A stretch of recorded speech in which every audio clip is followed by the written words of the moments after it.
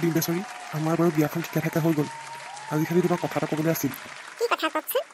মই মাৰ পৰা লুকুৱাইছিলোঁ যে তোমাৰ দাঁতকেইটা ভগা বুলি। তুমি প্লিজ অলপ দিনৰ কাৰণে দাঁতকেইটা লুকুৱাই ৰাখিবা মাৰ পৰা।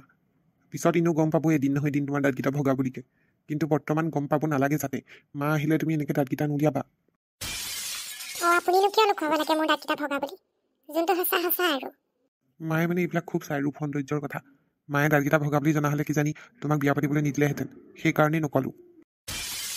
হ'ব দিয়ক, অলপ দিনৰ কাৰণে মই দাঁতকেইটা লুকুৱাই ৰাখিব পাৰিম। মায়ে পিছত গম পাব চাগে আৰু পটককৈ গম নাপাবও পাৰে বাৰু। মায়ে গম নোপোৱাটোৱে বিচাৰোঁ। মায়ে এতিয়া গম নাপাওক যাতে। পিছত গম পালেও একো নাই বাৰু। নহ'লে মায়ে হাংগামা কৰি দিব। মাৰ কথা তুমি নাজানা। হ'ব আপুনি চিন্তা নকৰিব, মই দাঁতকেইটা লুকুৱাই ৰাখিম। না হেৰি নহয় বোৱাৰী। মাৰিছে দাঁতকেইটা জোপোৱা। মা কওকচোন। না হেৰি নহয়, তুমি অনা বস্তুখিনি জেগাই জেগাই থ'ব লাগিছিলে নহয়। এই চোফা ছেটযোৰ ডাইনিংখন জেগাই জেগাই থ'ব লাগিব। আৰু হেৰি নহয়, তুমি যে ড্ৰেছিং আইন এখন আনিছা, সেইখন তোমাক দৰকাৰ হ'ব জানো? দৰকাৰ নহ'লে মোৰ ৰুমতে সোমোৱাই দিবা। সেই তোমাক কি যে কথা কওঁ, ড্ৰেছিং আইন এখন তাইক লাগিবই আকৌ বোৱাৰী মানুহ সাজিবলৈ কাচিবলৈ ওলাবলৈ। যে আৰু কওঁ আৰু দেই। মই বোলো সেই ডাঙৰ গোলাইনা এখন আছিলে, সেইখনকে বোলো বোৱাৰীক দি পেলানি মই বোলো ড্ৰেছিংখন মোৰ ভিতৰত ভৰালাম সেই বুলিহে ভাবিছিলোঁ। গোলাইনাখন আপুনিয়ে লৈ ল'ব। মই সেই ড্ৰেছিংখন লাগিব নহয় আকৌ। মই সেইখন এই চেগুন কাঠৰ বনোৱাই নিছোঁ ঘৰৰ পৰা। হয় নেকি? ৰঙীল টিভিটো ক'ত আছে বাৰু? মই সেইটোকে লগোৱাই ল'ম হেৰি মোৰ ৰুমত। শাহুমা, মই ৰঙীল টিভি নাই অনা নহয়। টিভি নাই অনা মই লগত পাই। টিভিটো নানিলা যে? আমাৰ ওচৰৰ গোটেই বোৱাৰীবোৰে ৰঙীল টিভি লৈ আহিছে লগত। হৰি তইও আৰু দেই কিনো কথাবোৰত লাগি থাক।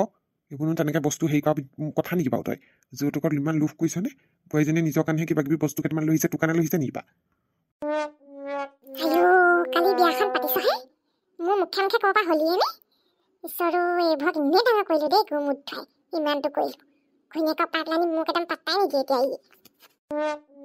শাহুমা, মই মিক্সেপ এটা আনিছিলো, সেইটোকে আপোনাৰ মন ভৰাই ল'ব দিয়ক, নতুন বস্তু বুলি। হয় নি? দিবা মোৰ কাপোৰ ভৰাবলৈ লাগে পাই। মিক্সেপ এটা সঁচাকৈ দৰকাৰ হৈছিলে আকৌ। হেৰি কি বুলি কয়, টংকে মোৰ ৰুমতে ভৰাই দিবিচোন মিক্সেপটো। মই সেই তাত ধুনীয়াকৈ জাপি মোৰ ভাগত তিয়নিবোৰ ভৰাই থ'ম। হ'ব ভৰাই দিম। মোৰ গোটেই এতিয়া বিয়াৰ সেই হিচাপ পত্ৰবোৰ উলিয়াবলৈ আছেই। পেণ্ডেলৰ মানুহক আধা পইচাহে দি থৈছে, আধা পইচা দিবলৈ আছেই। আকৌ খানা বনোৱা মানুহটোকো পইচা দিবলৈ আছে। মোৰ এতিয়া মাথা গৰম নকৰিবি দেই, মই সেইবোৰ পিছত কৰিম। মই এতিয়া কিন্তু সেই হিচাপ পত্ৰ কৰিবলৈ আছে মোৰ। দিম দে, মই কোৱা কথাটো মনত ৰাখিবা, সাৱধান হ'বা। মই এতিয়া সেই ওলাই যাওঁ অকণমান, পইচা পাতি অলপ লেঠা লগাবলৈ আছে বিয়াৰ, সেইবোৰ হিচাপ পত্ৰ কৰি থৈ আহোঁগৈ। আকৌ আঠমঙলালৈ যাবলৈ বজাৰ চজাৰবোৰ কৰিবলৈ আছেই। চবকে দিবলৈ দৰকাৰ নাই, কিবা কেইটামান দি থৈ দিবি আৰু আঠমঙলাত। মাত্ৰ মনে মনে থাকচোন। কিবা কেইটামান দি থৈ দিলে নহ'ব নহয়। বংশ পৰিয়াল মিতিৰ কুটুম চবকে কিবা এটা দিব লাগিব। এবাৰহে দিম আৰু তই যে একদম অভজা কথাবোৰ কৈ নাথাক দেই। মই আহিছোঁ দেই, দিম দে। মা, মই আহিছোঁ। যা শুনিছা বোৱাৰী, তুমি একদম ধুনীয়াকৈ সাজি কাচি থাকিবা দেই। একদম সেই ধুনীয়া হৈ থাকিব লাগিব। এইখন একদম এইটো অঞ্চলত জিলিকি থাকিব লাগিব বোৱাৰী আকৌ। আমাৰ অঞ্চলটোৰ ভিতৰত কম্পিটিশ্যন হৈ থাকে কাৰ কিমান ধুনীয়া বোৱাৰী। তুমি চবতকৈ ধুনীয়া হৈ দেখুৱাব লাগিব আকৌ দেই, মই কৈ দিছা। সেইবোৰ আকৌ কেনেকুৱা কথা শাহুমা? ধুনীয়া বেয়ানো কি আছে? ব্যৱহাৰ পাতি, মানুহৰ আচাৰ আচৰণ, সেইবোৰহে মেইন কথা। আৰু মানুহ মাতেই ধুনীয়া, কোননো বেয়া? চবৰে দুখন হাত, দুটা ভৰি, এখন মুখ, সকলোৰে সমান। চুলি চবকে ভগৱানে সমানে দিছে। তাতে আৰু ধুনীয়া বেয়া বাচিবলৈ আমিনো কোন আৰু? সেইটো বাৰু তুমি ঠিকেই কৈছা বাৰু। কিছুমান নপঢ়া নুশুনা বুৰ্বক কিছুমানেহে মানুহক ইমান হেৰি কৰে, উপলুঙা কৰে। কোন ধুনীয়া, কোন বেয়া, কোন ওখ, কোন চাপৰ, কোন কোলা, কোন বগা। সেইবোৰ চাই থকাবোৰ আৰু কিনো কম। সেইবোৰ চাই কাৰোবাক জাজ কৰাটো কাৰো অধিকাৰ নাই। আৰু লোকক কিবা এটা কোৱাৰ আগত নিজৰ ফালেও এবাৰ চাই ল'ব লাগে কেনেকুৱা হয়, হয়নে নহয় বাৰু? কিছুমান মানুহ আছে সমাজত অকল পৰ আলোচনা, কোন ধুনীয়া কোন বেয়া, সেইবিলাক কৰি থাকোঁতেই গোটেই জীৱনটো যায়গৈ আৰু। মই আকৌ কাকো ধুনীয়া বেয়া ক'বলৈ যোৱা নাই আকৌ বোৱাৰী, গম পাইছা নাই? মই নকওঁ, আমাৰ ওচৰৰ সেই বুঢ়ীবোৰ সেইবোৰহে কৈ থাকে বেছিকৈ। হ'ব গম পাইছোঁ।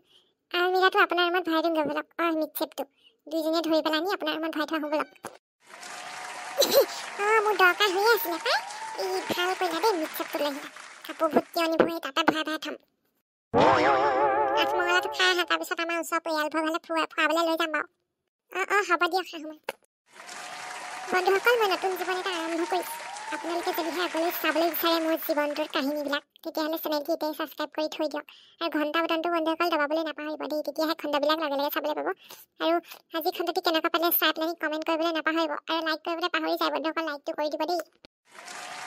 এনেদৰেই আমাক চাই থাকিব দেই বন্ধুসকল। আকৌ লগ পাম ধমাকেদাৰ খণ্ডৰ সৈতে।